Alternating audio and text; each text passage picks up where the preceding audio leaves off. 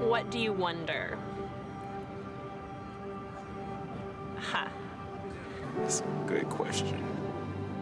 I wonder a lot about the future.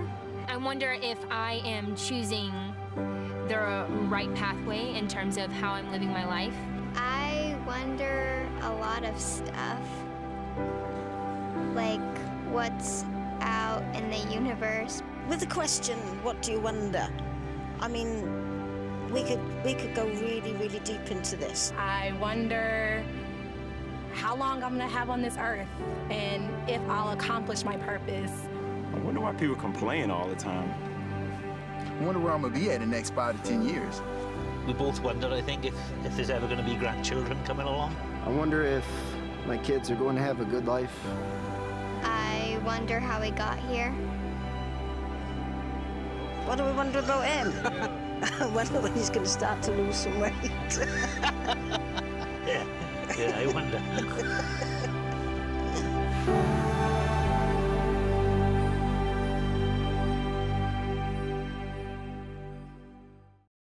So, what do you wonder? Really, what do you wonder about? Perhaps one of the greatest things about being a human, and I believe this is one of these things that God has kind of gifted us with as human beings, and if you don't believe in God, if you're not a theist by means, then you probably believe that somehow evolution created this in us, or somehow we developed this. But one of the greatest things that we have as humans is the ability to wonder. To wonder about what's next, to wonder about what life could be like, to wonder about what our future holds for us. What do you wonder? I remember the first time I held my first child, Isabella. She's 7 now. But I remember holding her for the first time, and in particular, those first few months, I was just kind of captivated with the idea of this little child and all that surrounded her and all the hopes and joys and dreams that we had as parents. But one night I remember holding her in my arms, and I looked over at Tanya. We were in bed, and I said, honey, I wonder what she wonders about. Like, there's got to be something going on inside that head of hers. What does she wonder about? When it's inside her, this small being just starting out in life, what does she wonder about? Maybe you've met somebody at the other side of that, at the tail end of their life, having lived decades and decades and decades and seen so many presidents and history and science just unfold and change. And you just wonder, what are you wondering about with all that you've seen and all that you've experienced? Let me ask you, what do you wonder about? Wonder is this incredible thing. It allows us to have hope for the future. It allows us to dream about what could be. And when it comes to us in our lives, what do you wonder about? And when it comes to this whole idea of wonder, here's what I find really interesting. We kind of wonder, we hope, we dream, we think about the future, really through kind of a frame of reference. I was going to try to hang this up, but it's a lot heavier than I thought. So we're just going to look at it on the ground. But we kind of look through a window. And on this side of the window, we kind of observe through it, and through this window, we have this kind of frame of reference that we kind of wonder through, that we kind of dream about, that we kind of perceive life through and perceive all of life's experiences through. But what's interesting to me as we begin this discussion and really talk about this whole idea of a frame of reference is we kind of wonder because our frame of reference, or kind of our viewpoint, our window, it doesn't provide all the answers for us. We look through, but we don't see everything. And really, as we kind of grow and we learn more and we have more knowledge and we spend more time studying, our frame of reference begins to change a little bit. But our window, our reference point, it doesn't show all the answers to us. And it doesn't seem as big of a deal maybe when you're young and you're starting off, but as you get older, it begins to make a bigger deal to us. It begins to be something, somewhat of a challenge for us. But as we wonder, and some of our questions get answered, as we wonder and we see some of these things become reality, oftentimes what happens is it just kind of leads to more wonder. For example, you learned in school at some point, and this isn't going to seem very important to you now because I'm sure it didn't seem very important to you then, but you learned at some point that most scientists held to this belief called the steady state theory of the universe. If you remember that, this next thing I'm going to say is going to seem totally void to you, but if you don't, I'm going to explain this. The steady state theory of the universe was this. Scientists kind of believed that the universe just existed, that matter kind of was, that everything we see and everything we know as far as the universe and the cosmos, it just was. And nothing really kind of impacted that. And scientifically, that was a plausible explanation. But it really didn't make sense mathematically in philosophy, because here's another thing you probably learned about, and I know we're getting really scientific in this discussion, but mathematically it posed a problem because you couldn't have an infinite number of actuals. You could have an infinite number of potentials, but you couldn't have an infinite number of actuals. And if matter just was, if our universe just was, if the stars just were, and the earth and life just was, that was an infinite number of actuals. So even though this whole idea, this theory, this steady state theory made sense scientifically, it didn't kind of line up philosophically. It didn't line up mathematically. So the community, the science community, the mathematical community began to wonder. And in 1929, a man named Edwin Hubble, observing through a telescope, he saw that our universe is actually expanding at a very rapid rate, that things are all kind of moving apart from themselves at this incredible speed. And that if you kind of backtrack to that together, then you would realize that all of the universe, as it's expanding this way, at one point, it all kind of came down and boiled down to one kind of singularity, to one kind of final point, to one kind of Big Bang idea, which kind of led to the Big Bang Show, which is, I'm sure, more relevant to us than this whole discussion. But science, because of wonder, began to boil this idea down that maybe somehow there was this kind of Big Bang that sent everything out into motion. Albert Einstein, who was a scientist who held to the steady state theory, when he heard this, he kind of knew of the repercussions. He knew where this would lead, and it was very disturbing to him. And then in 1931, Edwin Hubble drove Albert Einstein out to the Mount Wilson Observatory to see for himself, and the entire world changed. And then in 1964, the discovery, and this is long and it's hard to say even while I'm reading it, cosmic microwave background radiation. You probably didn't study that, and that's okay. But cosmic microwave background radiation suddenly confirmed the shadow, beyond a shadow of a doubt, that the universe all kind of boiled down and started from one point. And as that became something that the science community adopted and believed, it created more wonder and more questions for everyone else. You see, we all have a frame of reference, or rather a reference point or a framework that helps us make sense of our life, and it helps us make decisions that make sense. We all kind of have a frame of reference. We all do, and our frame of reference, it really kind of impacts how we live and how we even believe. It kind of dictates what we believe. It dictates what we should do, not what we always do, but it dictates what we should be doing. It also dictates what we have hope in, or what maybe we find worth hoping for our future. The other thing about all this is that we inherit this, don't we? Right? We weren't born with a framework. We were born and we were kind of a blank slate. And however we were raised, we were kind of inherited this framework. That somewhere along the line, our parents or whoever raised you, they kind of developed this framework for you, and it was handed for you. And as a child, that was good. But as it got older, and as you began to wander, and as you had more questions, we began to kind of adapt the framework, didn't we? We adapted it to our life's experience, to the questions we saw, to the new knowledge that came in that didn't kind of line up with our framework.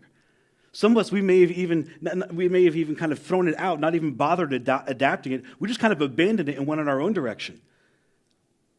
Some of us, throughout time, we saw what our parents developed, this framework, and we thought we knew better than them because we had more information than they've ever had, and we could ask questions they could never answer. So we went away from our framework, and then we saw, as we got older, how much our parents actually knew, and we kind of went back to the framework, realizing they're a lot smarter than we think they are. If you're in high school, you should remember this.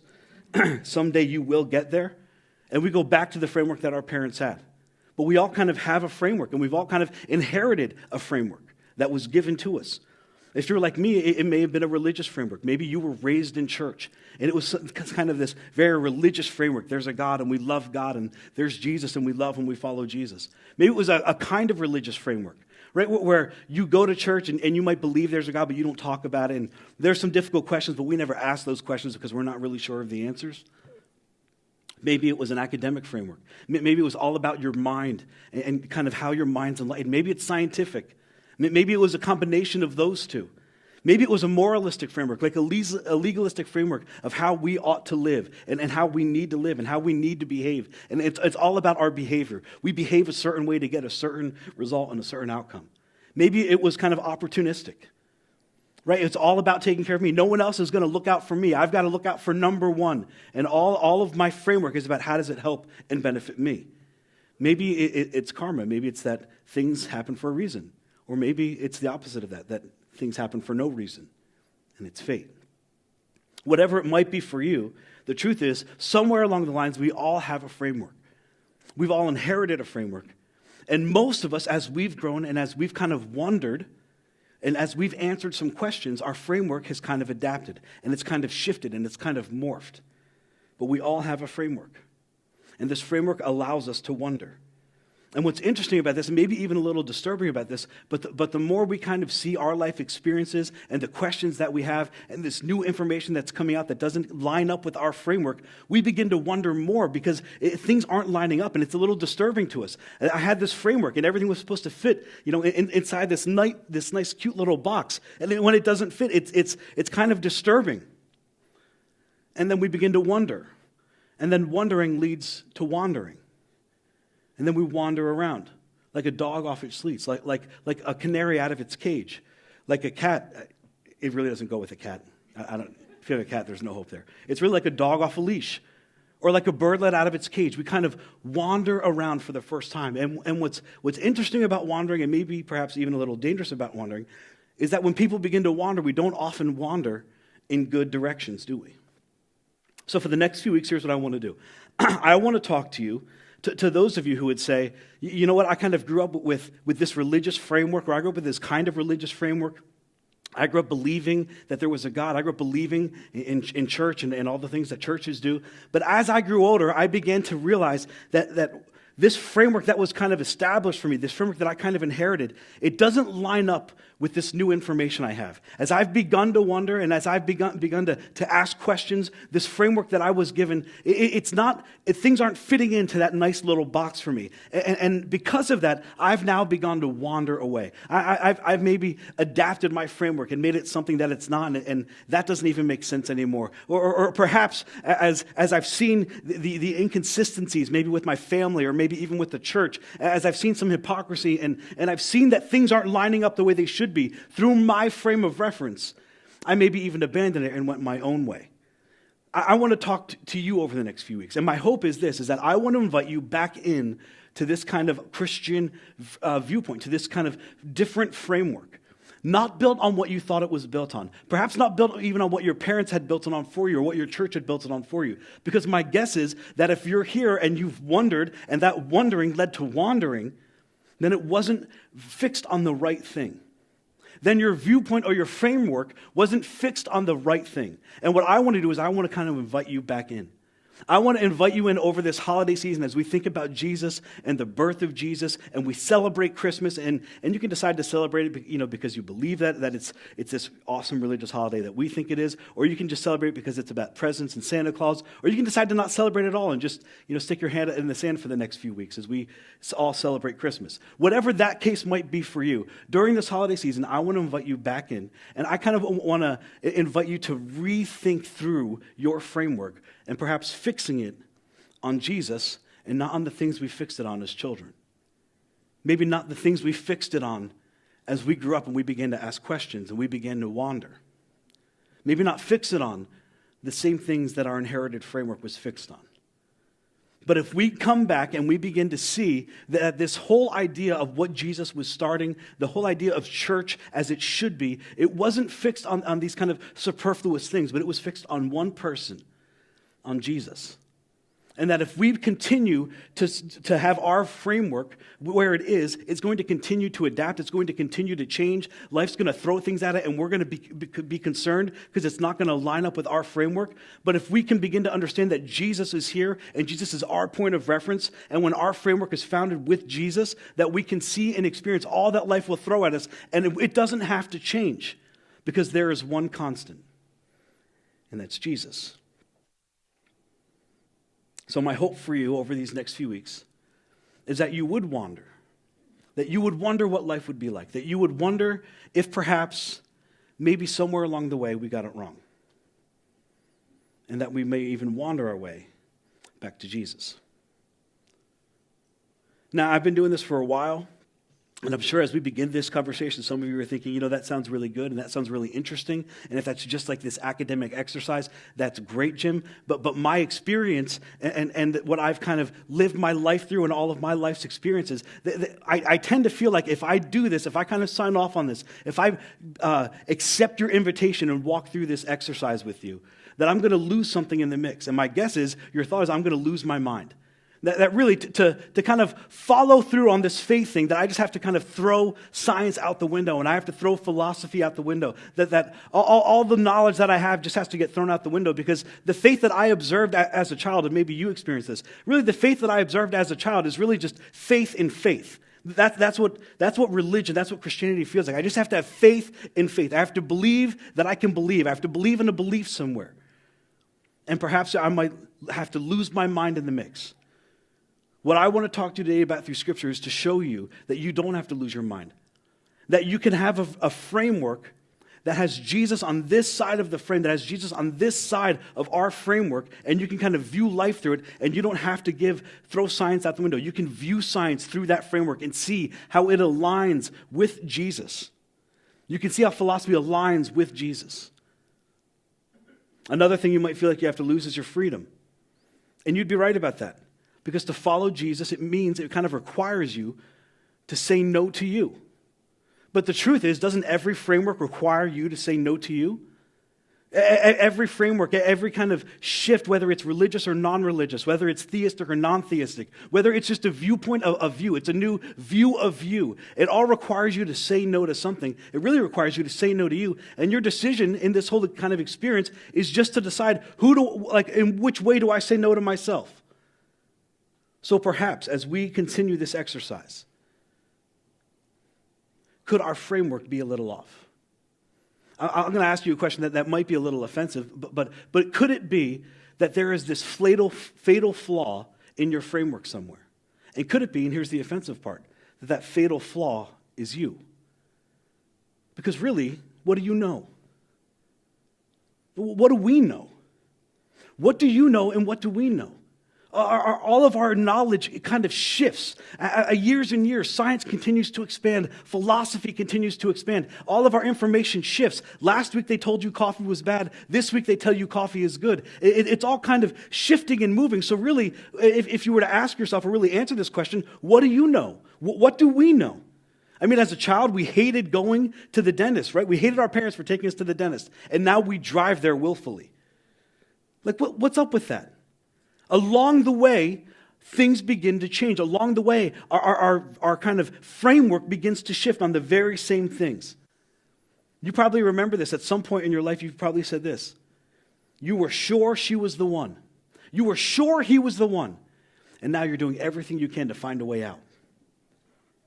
We had to have it. I had to have it. You remember feeling that way? I had to buy it. I had to get the loan and get the money. I had to get the credit card. I had to do whatever I could to purchase it. And now you're regretting that you ever made the purchase. We had to go. I had to be there. I had to go. I had to find a way to get there. I had to get there. And now you're regretting that you ever went. You were so mad. I can't believe she said that to me. I can't believe he would do that. I'm just so mad. And then you hear the rest of the story. You see, really, what do we know? What do you know? And I know that bothers us a little bit. But the truth is this, my frame of reference, my worldview and your worldview, your kind of frame of reference, the way we both kind of interpret and see things in the world through our life experience, my frame of reference and your frame of reference is limited. Now, here's what Christians believe. And if you grew up in the Christian church, maybe no one told you this, so you didn't know that we actually believe this. And if that's the case, then let me apologize to you for that. I'm sorry about that. But here's, in fact, what Christians believe. We believe and all the New Testament writers kind of back this point, that through our frame of reference, we kind of look through and maybe we don't have a very good idea of who God is. We're not really sure where God is and if we can know God and how he means to us, that God decided, kind of looking down on humanity, that I'm not going to wait till their knowledge kind of builds up. I'm not going to wait till their experience builds up. I'm going to do something now to kind of interject myself into their story. I'm not going to continue to wait till they can solve all the mysteries of the universe and figure all the questions out about life. I'm not going to wait till every question they have is answered. I want to do something now so that they can know me. And God does something incredibly significant. He sends someone to our side of the frame, to our framework, to our reference, so that we have a reference point as we kind of look out on God and who God is. Because as we continue to discover, and as knowledge continues to expound, and science continues to answer questions, God said, I'm not going to wait that long. I want to do something now so that these people will know me. Christians believe that God sent someone to our side of the frame to be a point of reference. The New Testament teaches that God didn't want to wait that long for us to know who he was and for us to know him. So God decided to interject himself in history and do something significant. And the Bible, our English Bible, you probably know this, is divided up into two parts. There's the New Testament and the Old Testament. This Old Testament, if you're Jewish, this is just your Old Testament scriptures. If you're Jewish, I need to apologize for like 2,500 years of us kind of hammering your Bible and calling it old. It's not old to you, it's your Bible. But to us, it was considered, we kind of put it together in this book and we called it old. It's not old. But we have these two kind of divided storylines in what we would call the Bible. The New Testament and we have the Old Testament. And this Jewish Bible, these documents were written by this Jewish people about a Jewish history. And the New Testament, this kind of hinge point in history where everything begins to change because God sends somebody to our side of the frame for our point of reference. And they were combined together in a book called the Biblia, or the Bible. In the second half of the English Bible, there's a document called Hebrews. And we call it Hebrews because we don't really know who wrote it. A man, it could have been a woman. We're really not sure who wrote it. But what's interesting is this whole kind of document is really a sermon written to Hebrew people, written to Jewish people who had begun at some point since Jesus had his ministry on earth, who had decided that Jesus really was the Messiah and that their kind of religious beliefs had now aligned to Jesus. And I've tried to do this before, but I can't illustrate and emphasize enough how incredibly unique and how incredibly powerful it was for somebody who was raised Jewish, for somebody who was raised with the Old Testament scriptures as their Bible, to decide that somebody had entered the world in flesh and blood and was their Messiah, was their God, and it had kind of aligned all of their religious beliefs with Jesus. It was incredible. And these people began to do that. But as they shifted their beliefs there and they continued to live as this kind of new Jewish person who believed and followed Jesus, they began to question some of their religious beliefs. They began to question why they believe what they believe and why they do what they do. So this author writes into this situation, hey, don't stop believing. Don't lose your faith. Your frame of reference is just wrong, and we've got to realign to the frame of reference that you need. It's not like you can lose all hope in this. I want you to know that you can believe, and here's why you can believe. And the writer of Hebrews invites them, and I feel like he invites us to even read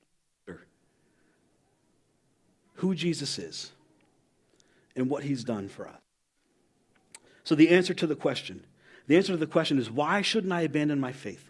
Why shouldn't I just kind of change my framework? Why shouldn't I just abandon it or adapt it to what I want and to how I want to live? The answer to the question is really one word. We're going to begin reading at Hebrews verse 4. Here's what he says. He says, therefore, since we have, it's like that past and present tense, since we now have a great high priest. And the high priest was important for the Jewish people because they believed the high priest stood between the world and God. There was a high priest who came and stood between the mankind, humanity, and God. Therefore, since we have a great high priest who is Jesus, who ascended into heaven, because that's what the disciples believed. They saw Jesus die, then they saw him raised from the dead. He gave them a few good messages, and then he just kind of ascended somewhere. They assumed he just ascended into heaven. Therefore, since we have a great high priest who is ascended into heaven, Jesus, the Son of God, since we have him, that's the reason that we should hold firmly to the faith that we profess. Now, this is kind of like the whole kind of apex for the argument, right? Just in these couple of verses. Here's what he's not saying. He's not saying since everything has gone well. He's not saying since everything's worked out for you, you can believe this. He's not saying since everything's kind of going your way, since all of life's questions have been answered, since you've figured out all the great mysteries of the universe, since everything that you've ever wondered about has come true, you now have those answers. Then you can believe and then you can follow God. He's not saying that. What he's saying is this: since there is Jesus, since God sent Jesus, we should hold firmly to the faith that we profess. And later he says this, and we're going to get into this really in part 3 of this series. He says in chapter 12, verse 1, therefore, since, and again, this is that like past and present tense thing. Therefore, since we are surrounded by such a great cloud of witnesses. And when he's talking about this great cloud of witnesses, in Hebrews chapter 11, the author goes through this whole story of all of these great Jewish heroes, all these incredible men who have lived these incredible lives. And they were heroes to this culture. Maybe not heroes to us because we're not Jewish, but in this culture, they were the heroes. It was people like Abraham and Moses and Noah and David and Solomon, all these incredible men. They give him this incredible list for this reason, because all of these men lived and died believing this, that somewhere along the way, God was going to do something in the world and for the world. Right? Abraham received that promise from God. Abraham received a promise from God that said, someday this man would become a family, and this family would become a nation. And then here's this incredible part, that this nation, through this nation, the entire world would be blessed. And Abraham lived his entire life believing that, and never seeing the promise fulfilled.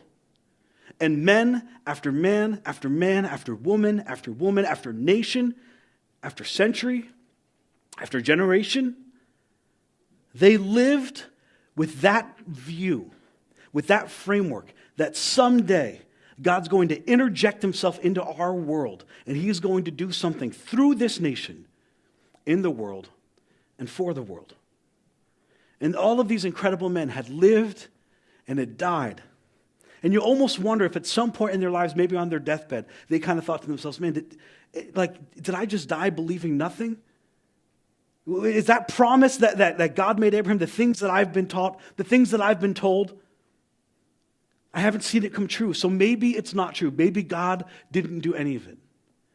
And this author's reminding us and reminding you, reminding his first century audience that these incredible men, these heroes of the faith, they lived and they died holding on to the promises. They couldn't even see the promise. They couldn't see what was to come. They had no idea how God was going to enter this world and change this world through this nation. But they held on believing every day. And he's saying to this audience, you can do the same thing. Not because of the promise, but because you've seen the promise fulfilled. You're on the other side of the promise. You're on the side of fulfillment. You've seen the answer come. It was so much more difficult for them who had no idea and for thousands of years held on to this belief. But for you that are living now, for you that are reading this sermon, this letter, this little document called Hebrews, you're on the other side of the promise. You've seen it fulfilled. God came and he interjected himself into the world, and in the world and through the world, he did something significant. We're on that side of the promise. And so often for us, isn't it challenging when we think through, well, it doesn't line up with what I believe, and I've been taught that, but I didn't see it. And someone said that, but it doesn't really, like, how long do I have to just hold on to that belief and never see it? The writers of Hebrews saying, how many men before you have come and have gone and have lived and died holding on to that belief? But for you, it doesn't have to be that way. God has done something in the world and for the world. Of all the people, of all the generations, of all the men and women who have come before you, you can believe because you're on the other side of the promise. Therefore, since we are surrounded by such a great cloud of witnesses, let us throw off the thing that hinders, anything that kind of gets in the way of that. And the sin that so easily entangles us and kind of trips us up, kind of wraps itself around our feet and causes us to fall. The sin that for so many of you, as you kind of grew up, the sin that you didn't feel comfortable with, the sin that just kind of kept you feeling guilty all the time, and you didn't like the way the guilt felt. You didn't like the way that sin made you feel. So there's only really two ways to resolve it. Either I change the way I live and I change this thing that I'm doing that's making me feel guilty, or I just change my frame of reference. And since I don't want to not live this way, I'm just going to change what I believe. I'm just going to change my frame of reference. And we never change how we behave. We never change this thing that's tangling us up. We just want to do something to make us feel less guilty. So we change our frame of reference. And maybe we don't believe that. And maybe that's not how it was said. And maybe that doesn't apply to me.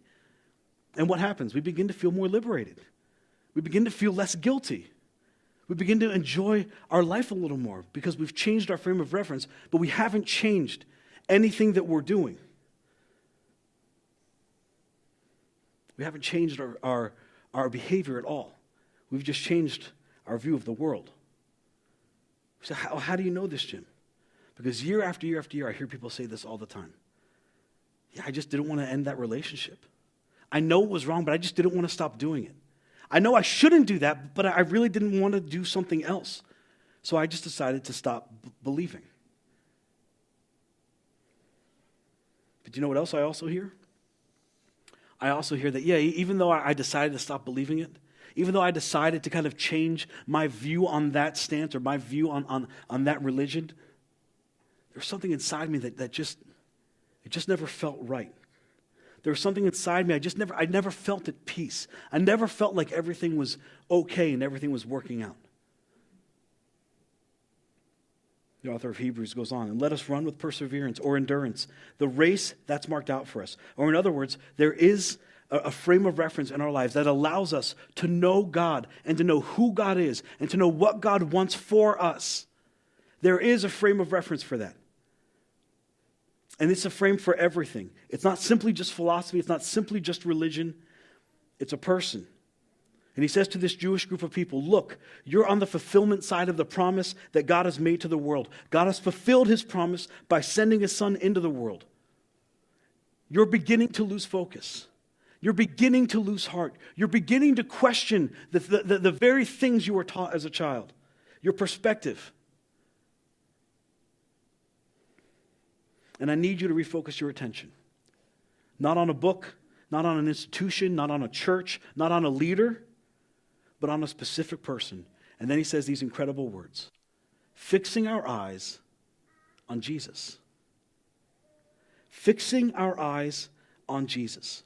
Now, real quick, your religious upbringing, whether it was in a church or in a synagogue or whether it wasn't in a church at all, your religious upbringing, it kind of has a frame of reference. And really it's built on things that we kind of experienced as kids. Whether, it was like growing up in church and you went to camp and you had this really emotional experience and you said a prayer and then everyone told you were a Christian, but you kind of feel like, well, I'm not a Christian, nothing's really changed, but they tell you everything's changed. Or you went to church and one day you went forward and you kind of filled out a card and a person who was older than you told you were a Christian and presented you to the church, and you feel like nothing inside you ever changed. We all kind of have that frame of reference for how we view the world. My guess is that for most of us, unfortunately, our frame of reference was focused on something other than Jesus. Even though you may have grown up in a Christian church. Perhaps it was focused on a pastor. Because he was so great and she was so great and they were so funny. Perhaps it was focused on your church. It was all about coming to church. You have to go to church. You have to be at church Sunday. Are you going to be at church? You have to be in God's house on Sunday morning. Maybe it was focused on the Bible because it's God's holy word and everything's in it true. And I don't understand it, but everything's in it true. And it's so confusing, but everything is in it. It's true. So you got to focus. It's built on God's word. Maybe it was fixed on an experience. Maybe it was that camp experience. You went and it was so emotional that you kind of got caught up in everything. And at the end of it, they called you a Christian, but you didn't feel like your life had changed at all. But they would tell you, no, you're part of it now. You're part of the family. You're part of Christianity. All because of an experience. Or maybe it was circumstance. Maybe you grew up in a religious framework. And you had this kind of religious ideas about how God should work. And that if I'm following God, everything works out right. and then something kind of negative happens, something bad happens. Maybe you believed and you didn't see things change the way you thought they should. Maybe you prayed over someone and the pastor said, if you have enough faith, he's going to be healed, and they weren't healed. And you did all the right things, and none of the right things happened. This is why so many young people walk away from their faith. Because their faith was built and fixed on something other than the person of Jesus. It could have been built on a person, an institution, an organization. But the writer of Hebrews says the only thing we are to build our faith on, the only thing that we are to kind of focus our eyes on, the frame of reference for us, our reference point, is Jesus. Not an organization, not a building, not a leader, but Jesus. Then he tells us, because Christianity didn't begin with the church, Christianity didn't begin with a book, Christianity didn't begin with an organization, it didn't even begin with a philosophy or a theology. Christianity began with a person, and the person that God sent to our side of the point of reference, that God sent to our side of the frame. So that while we caught up with all of God's mystery, while we caught up with all that God was doing in the universe, we could know who God is, and we could know where we stood with him. And let us run with perseverance the race marked out for us, fixing our eyes on Jesus, the pioneer, that is the founder and the originator of faith. Christianity didn't begin from an organization or a book. It began person, and that person is Jesus. He was the founder. He was the beginner of our faith. And then he says this, he's also the perfecter of our faith. He's the one that brings conclusion. He was the beginning and he was the end. There is nothing else about this thing called Christianity or faith in God or faith in Jesus. Nothing else that it can be built on. Jesus is the beginning and the end. He's the author and the finisher. He's the originator or the pioneer and the perfecter. It is Jesus, and that is it. It's not about an organization. It's not about a book. It's not about something else maybe in your reference point that I'm not hitting. It's not about a charismatic leader. It's not about what we do. It's about a person, and his name is Jesus. And when our reference point changes and it's built on him, it becomes the linchpin for how we view kind of the rest of life. All of our view, the kind of the lens changes. Our reference point changes a little bit because it's no longer built on things that it was never meant to be built on. Things that crumble, things that decay, things that change, things that deceive you, things that can hurt you. It was built on Jesus, the author and the finisher of our faith. But the group of people that read this letter, the sermon, the author continues. He says, for the joy set before him, he endured the cross. The cross. And when we think this, we just kind of gloss over it because we have this kind of pretty view of a wooden cross with light shining behind it, and it looks so majestic. And we kind of romanticize it a little bit, but for these people, it wasn't romanticized. You see, we'd never seen a crucifixion. We've never smelled the bodies. We've never experienced a body being dragged off the cross and what it looks like and what it smells like and that feeling around it. But these people, who the author of Hebrews is writing to, they had. So there was no romanticizing, it was just a cross. They understood the weight. They understood how heavy it was. They understood how graphic and how awful it was. For the joy set before him, for the joy set before Jesus, for knowing you and connecting you to the Father, he willingly endured the cross, scorning its shame, sat down at the right hand of the throne of God. And then these two powerful words. He's kind of drawing them all back in.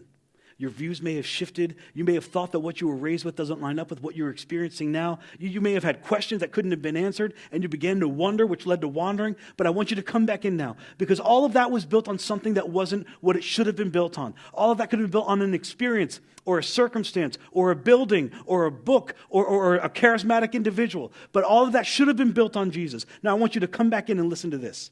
Consider him, he says. Consider him. Maybe for you, even reconsider him.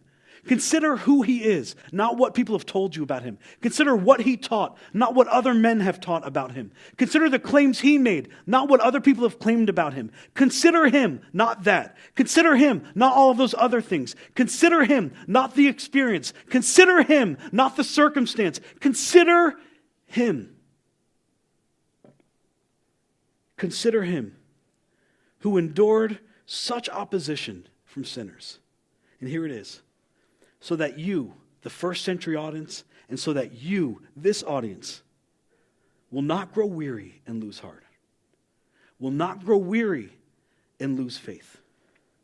The reason perhaps that you walked away from your point of reference, the reason perhaps that you walked away from your reference, your kind of framework at all, was that reference was not Jesus. It's because somewhere along the way, perhaps, it was built on something other than Jesus. It was something or someone else. Because God showed up on our side of the framework.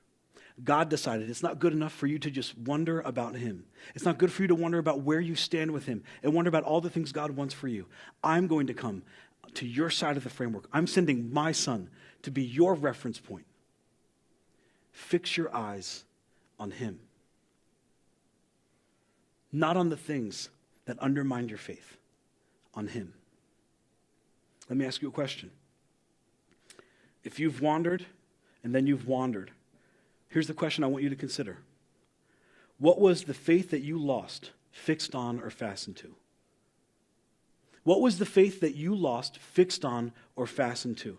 If at one point you wandered because it just didn't make sense anymore, you kind of did away with this religious framework, you did away with the Christian framework, with the idea that maybe that there's more to this life than just this life, I want to invite you back in to celebrate this Christmas season by shifting your framework and allowing Jesus to be your reference point, allowing Jesus to be the framework you view through.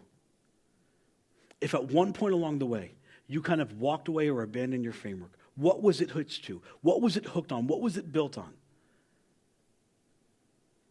My guess is for most of us, it was built on something other than Jesus. From my experience, it could have been built on a church. It could have been built on an individual. It could have been built on an experience. For yours, it could have been built on something that denied science and denied philosophy, and it just didn't make sense. But would you be willing, this holiday season, would you be willing these next few weeks to reconsider, to invite Jesus back in and allow him to be your point of reference for this framework? Perhaps your eyes got fixed on the wrong thing. Perhaps your eyes got fixed on the wrong person. That's something you need to wonder about. And as you begin to wonder about it, my hope is that it would cause you to wander back here next week for part 2 of Welcome to Wonderland. Let me pray for you. Heavenly Father, I thank you. I thank you so much for this incredible sermon that was kept for years and years that we can learn from. God, I pray for all of us as our kind of framework, as our view of life and our worldview, how we experience things and filter things, God, as it began to shift from when we were children to now, God. I pray that over these next few weeks, we would get back, we would begin to even understand how you interceded for us and sent Jesus to be our reference point in this framework. That, God, all of this religious experience, all of Christianity, all of what we do in church, it's not built on anything other than who he is, the author and the finisher of our faith. And I pray, God, as we're all challenged to kind of shift our framework back to Jesus and who he is and kind of discard all those other things that stand in the way. I pray that we would feel a connection like we've never felt before. I pray that our lives would begin to shift like they've never shifted before as we fix our eyes on Jesus. In his name I pray. Amen.